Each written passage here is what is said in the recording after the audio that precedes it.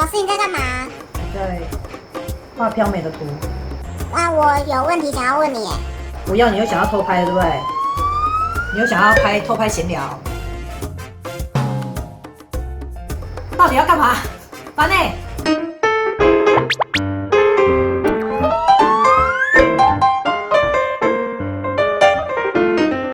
很多同学都是想要学雾眉嘛，那他们就会问说，学雾眉要多久之后才可以操作真人，然后赚钱？其实，如果要学习雾眉的话呢，它相对来说一定会比学习美睫或学习热蜡除毛时间一定会来得久一些，因为它的难度是稍微比较高一点的。但是不排除有一些同学他有一些美术的天赋，又或者是美妆的背景的同学，他在学习这块确实会快很多。那我们今天我等一下会列举几个同学会有的状况，那我们会以一般的同学在学习的这个程度下去讲解，就是说我们到底要学习多久才可以做真人赚钱。在学习的过程的第一步呢，我们一定是先学习在纸图上画出我们的眉毛练习。那并且我们要把它练习两边是画对称的像我手边就有非常多的这种纸图啊，这就是主要是要去练习两边的。例如说这是眼睛两边，然后这是眉毛我们通常在画眉毛要求我们的同学交作业的话呢，是最少像这种图最少就是要交个10几20张左右那有的同学就会完成的比较快，因为他比较勤的在练习，可能比较快，可能大概1-2个礼拜就可以画好。那有的同学可能他就会比较没有耐心，他就会随便画一画，想要交差了事，或者是两边很明显不对称，他还交作业出来，所以这个部分可能就会有些人就会在这边会有困难点那所以我觉得在纸图上画眉毛其实是一件非常重要的事情。如果你连纸图都画不对称，那你就更不要想说你要把它画在真人身上，那简直就是你搞我骗。各位同学请注意这只是一个很初步的练习你有听过那个美容科的那种小朋友，他们在学美容科的，他们这种图是画到毕业是画好几百张天天都要交作业被老师撕掉的。所以我们讲的10几20张只是一个很基本的。看我也是，到现在我还是有空，我也是拿纸图出来画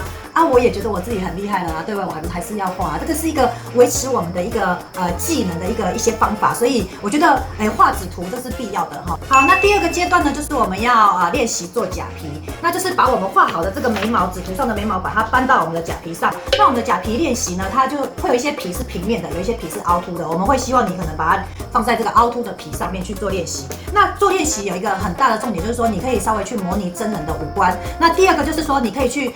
练习运用那个针具，然后我们把颜色填进去的那个刺的深度的感觉。好，那这个皮呢，我会希望同学就是大概要练个10张左右因为像这个的话，它一张的上面就是4对眼睛，那我觉得最少是做10张皮。当然有的同学他会把它翻到背面去做练习，我觉得多练习是 OK 的像我们这种皮，我们都是淋漓尽致的运用。通常这个阶段呢，大概会花掉同学大概2-3周的时间，如果认真做的话。但是有很多同学可能就会变成3天晒网1天捕鱼这样，我觉得这样子的学习效果就真的比较差一点。好，那第3个阶段就会进入一个比较困难一点的一个练习，就是我们接下来要把我们纸图上画的对称的眉毛呢，把它搬到真人上面。那我会希望同学先不要急着开始想要刺真人你先练习足够的人把眉毛对称的眉毛画在一个人身上。好像例如说有一些有彩妆背景的同学就很好，因为他们每天都在帮客人画眉毛他画了也没有要刺嘛，但是他一直画眉毛，他就会累积画眉毛的经验。例如说你回去看到你妈，你就把你妈抓起来画，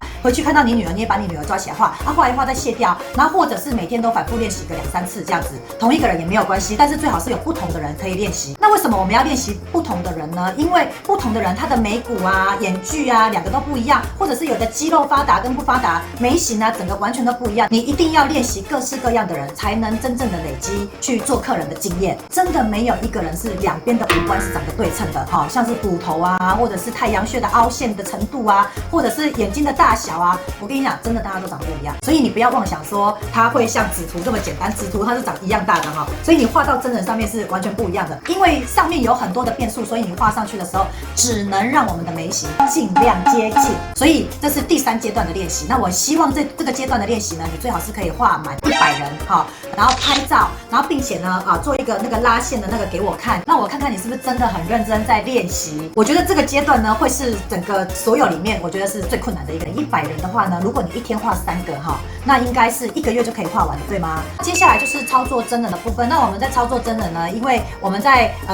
在填刺在真人的皮肤上面送色的问题或者是大力小力的深浅度不一样，所以会导致你做出来的眉毛可能颜色深浅不一样，就会看起来大小不一样。透过你在做真人的时候去累积经验，其实你只要眉毛画得好，就比较不会那么困难。但是这个部分呢，它就是要去练习，你要手的稳定度，所以前面第2点的假皮你一定要练得足够，你在这个地方就会稍微比较顺一点点。接下来就是看边框的渐层，或者是里面的深度，你总不能里面很深，你把它做得很浅，外面应该要浅一点，结果你做很深，那这样子就整个完全不对了。以上4点的练习呢，假设你都有把它练习充足的话呢，基本上我觉得你就是可以创业了哈。那因为我们教了这么多同学呢，其实我们常常遇到一个问题，就是有很多同学呢，他在纸涂和假皮的过程，他可能因为他比较没有耐心，又或者是他觉得他练到一半，他就觉得他差不多可以了，他就只想做真人的练习，因为前面没有练好，所以他直接做真人的过程当中，变成真人做出来的作品，跟他练习的会有很大的落差。那做了几次之后呢，他可能变成落差很大，他就渐渐的对自己失去信心。像这种状态，我们就会希望同学退回去到原本，就是要把纸涂和假皮稍微再做一个